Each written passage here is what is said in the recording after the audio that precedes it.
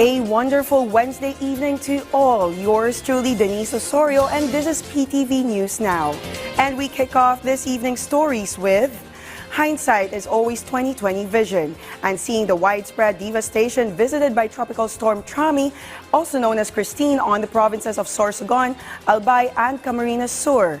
Ako Party List Solon Elizalde Co today put forth a plan to build large-scale water impoundment infrastructure in the aforementioned provinces to mitigate any future flooding or calamity contingency or in times of drought or extreme heat and dryness. The chairperson of the House Committee on Appropriations cited the pluses of such infrastructure for water management, a long-term fix for flooding, a fixture for irrigation whose bottom line is food security, and to quench and address the multifarious needs of human communities, to include climate change response.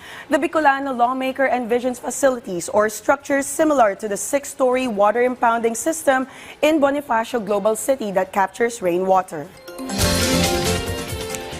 Vice President and Democrat Party Presidential Standard-bearer Kamala Harris, for her major and closing campaign speech, took to the stage in the nation's capital, where more than 3.5 years ago, then former President Donald Trump riled up a crowd of rabid supporters to storm the Capitol building and stop the United States Congress certification of President-elect Joe Biden as America's 46th president. A cheering crowd of about 75,000 of flag-waving supporters celebrated her as she delivered a fiery speech, reminding everyone at hand and watching remotely of his unsuccessful power grab on January 6, 2021, and his repeated vows to be even more merciless in prosecuting his enemies and even putting them behind bars instead of pushing the nation forward. Harris also pivoted to her plans and economic policies to lift the middle class and help Americans struggling financially. Also, she took a shot at Republicans for their push to curtail abortion rights, stating the government should never be telling women what to do with their bodies, which drew applause and cheers from the crowd. Harris climbed on stage decked with blue signs of freedom and then spoke on the podium, surrounded by bulletproof glass with the White House lit from behind at a distance. Donald Trump intends to use the United States military against American citizens who simply disagree with him. People he calls, quote, the enemy from within. America, this is not a candidate for president who is thinking about how to make your life better. This is someone who is unstable, obsessed with revenge, consumed with grievance, and out for unchecked power. At this moment, let's turn to my colleague in our Pine City studios for what's hot and happening in the Cordilleras. Audrey? Naimbag Arabi, Pilipinas, naka-heightened alert ita ti Police Regional Office Cordillera para iti undas.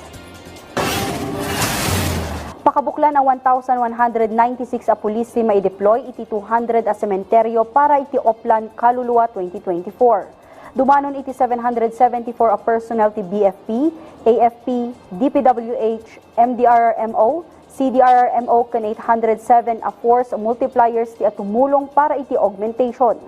Maibangon met ti 187 a police assistance desk kadagiti key locations kas iti sementeryo kan high traffic areas. Ipalpalig damet dagiti bumisita kadagiti sementeryo dagiti maipawil nga alaan iti uneg ti sementeryo kas iti arak natatadem a kagawaan kan firearms. Maipawil met lang iti panagsugal iti uneg ti sementeryo kan dagiti speaker. Kang runaan met lang abantayan dati kaso ti panagtakaw kadagiti sementeryo kan kadagiti babbalay. Kagiddan dayta impanamnaba dati panang patalinaed ti linak ken kapya iti rehiyon kabayatan ti undas. As part of our job, napanatilin, naligtas at maayos ang, of course, celebration ng undas dito sa ating rehiyon. And to add to that is the challenge of this Bagyong Leon. Iti dadumapay adamag, dumanon iti 200 hectares sa plantasyon ti Kapagayan, tinailista ti Department of Agriculture Cordillera ang nadadal iti idadalapos ti Bagyo a Christine. Nasurok mat iti 70 hectares nakaimulaan dagiti high value crop, tinadadaol. Dumanon iti 19.8 million pesos tinailista a production loss no kumpara ti cost of production wenno gastos dagiti mannalon a nasurok iti 166,000 pesos. Nupay kasta, sakbay adi malapos ti bagyo, nakapag-apit dagiti mannalon iti Cordillera iti nasurok 28 metric tons ti bagas, ken nasurok 100,000 metric tons ti mais. Manarimaan ti monitoring ti ahensya kadagiti kanayunan pay adadal iti agrikultura, pakairamanan ti fisheries ken dadumapay.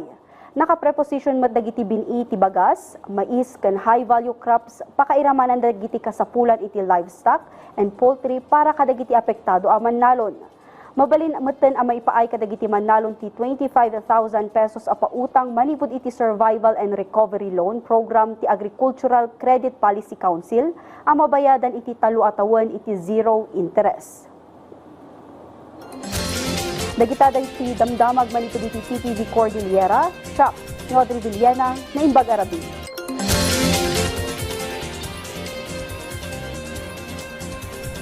So that's it for tonight's program. Join us again tomorrow, Halloween, for our nightly news breaker. Till then, stay connected and keep it here for news you can count on. This is Denise Osorio, and thank you for watching PTV News Now.